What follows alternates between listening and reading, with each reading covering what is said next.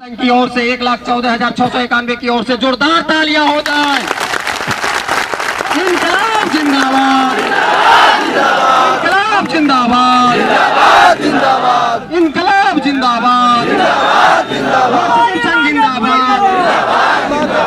हमारी मांगे पूरी करो, आवाज दो हम एक हैं, आवाज दो हम एक हैं। अब आप लोग के समक्ष माले के लोकप्रिय विधायक आदरणीय श्री गोपाल रविदास जी आप लोग के समक्ष अपनी बात को, अपनी मांग को माननीय मुख्यमंत्री तक पहुंचाने का काम करेंगे और आपको दर्द को बांटने के लिए आए हैं। इसके लिए सर को बहुत बहुत धन्यवाद।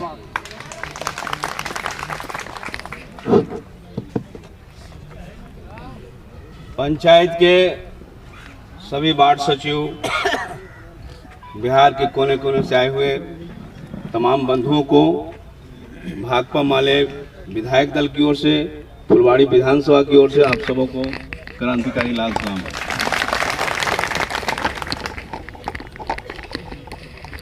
हम आपका दुख दर्द बांटने नहीं आए हैं। सबसे पहला बात, हम आपके दुख दर्दों में शामिल होने आए हैं।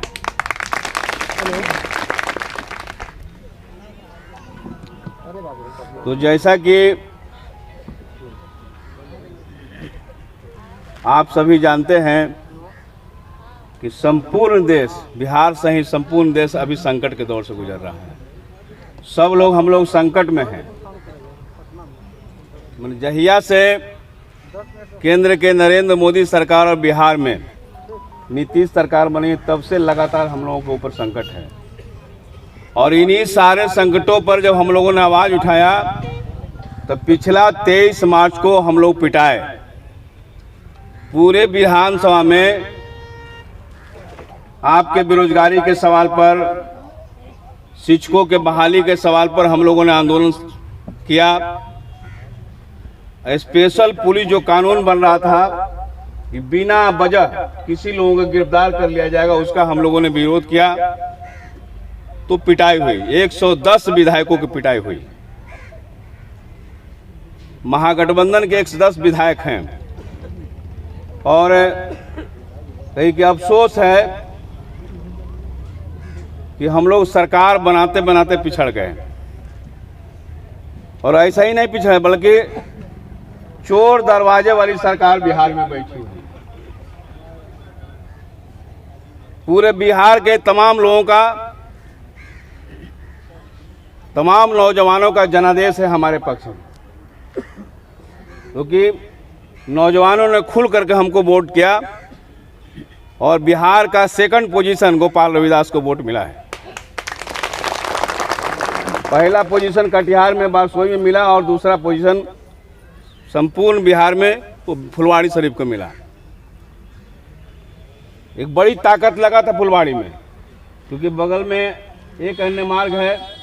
पूरी सरकार रोज बरोज वही रहती थी, लेकिन आप लोगों ने, नौजवानों ने एक बदलाव का संदेश दिया और तमाम नौजवानों ने जबरदस्त वोटिंग की। तब लगभग 91,000 समथिंग वोट से जीत कर हम आए। और जीत के ऐसा ही नहीं, बल्कि हम लोगों ने कहा था कि हमारी जो सरकार बनेगी, तब पहला मंत्रिमंडल जब बनेगा 10 लाख नौजवानों को रोजगार दिया जाएगा। इस वादा को लोगों ने निभाया। तब लोगों ने कहा कि भाई 10 लाख लाए कहां से, रोजगार है बिहार में। भारतीय जनता पार्टी ने कहा कि हम 19 लाख लोगों को रोजगार देंगे। तो पिछला विधानसभा, जब 17वीं विधानसभा का द्वितीय सत्र जब चलने लगा, तो हम लोगों ने कहा कि चलिए भाई, हम तो सरकार नहीं बनाए, आपने बनाया। 19 लाख रोजगार मिलना चाहिए कि नहीं मिलना चाहिए। तब इस पर हुआ पिटाई हुआ। हम लोगों को कहा कि 19 लाख रोजगार मांगता है। या तो हम लोगों ने कहा कि बिहार के नौजवानों से माफी मांगिए, आपने कहा कि 19 लाख देंगे, या तो माफी मांगिए ना तो गद्दी छोड़ के जाइए। तो उसी समय हम लोगों ने कहा कि तुमको 80 से रहने नहीं देंगे। रोजगार तो दिया नहीं, लेकिन आप लोग बैठे हुए हैं, जो टेम्पोररी रोजगार भी मिल रहा है उनको हटा देने का काम कर रहा है।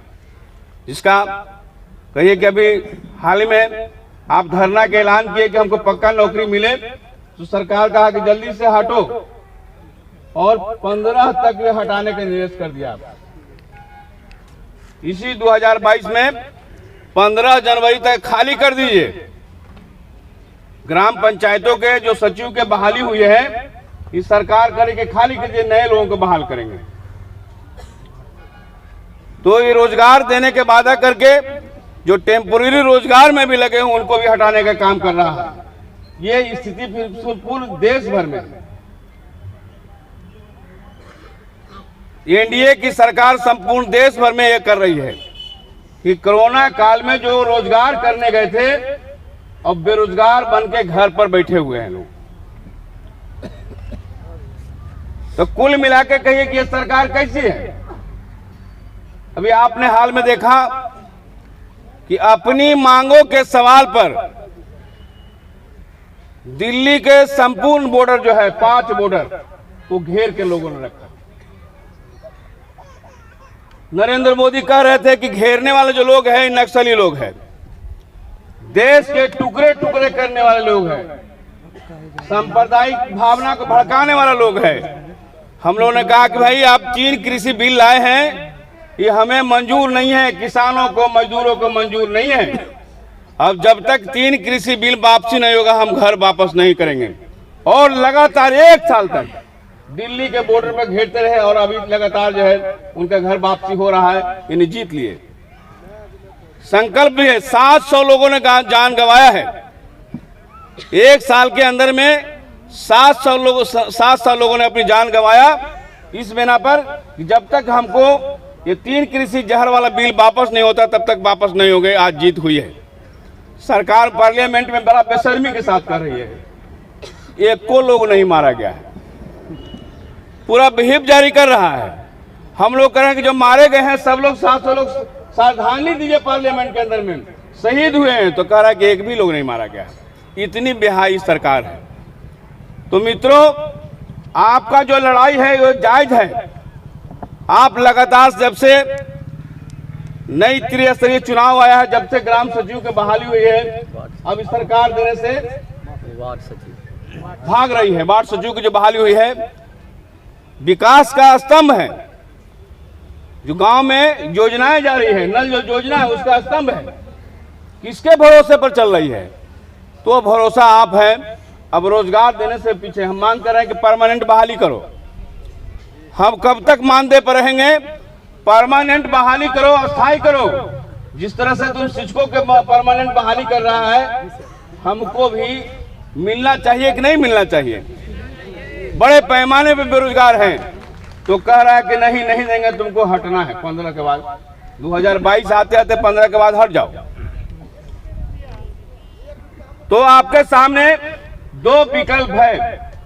एक विकल्प दिल्ली का रास्ता, जहां पर किसानों ने झुका दिया सरकार को। परसों हम बैंक कर्मियों को संबोधित कर रहे थे। बैंक कर्मी तो मैंने 1949 में उस समय की मौजूदा जो सरकार थी, कहा कि सभी बैंकों का राष्ट्रीयकरण होना चाहिए। और 80 आते आते पूरे संपूर्ण देश में सभी बैंकों का राष्ट्रीयकरण हो गया।